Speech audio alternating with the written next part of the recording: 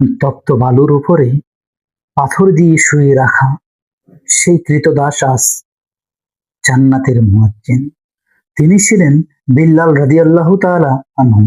ইসলাম গ্রহণ করার জন্য তার উপরে অমানবিক নির্যাতন চালানো হতো, কিন্তু চাবুকের প্রতিটি আঘাতে তার মুখ থেকে শুধু একটি শব্দই বের হতো, আহাদ, আহাদ।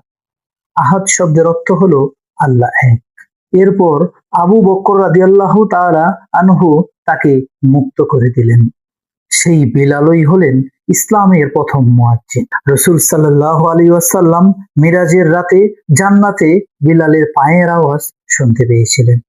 বিল্লাল রাদিয়াল্লাহু তাআলা আনহু এর এই ঘটনা থেকে আমরা একটি গুরুত্বপূর্ণ শিক্ষা পাই। সেটি হলো, ধৈর্য ধারণ করলে আল্লাহ তাআলা সম্মান বাড়িয়ে দেন। আসুন আমরা বেশি বেশি বিপদে ধৈর্য ধারণ করার চেষ্টা করি। নিশ্চয়ই আল্লাহ তাআলা আমাদেরও ধৈর্য ধারণ করার ফলে সম্মান বাড়িয়ে দিবেন।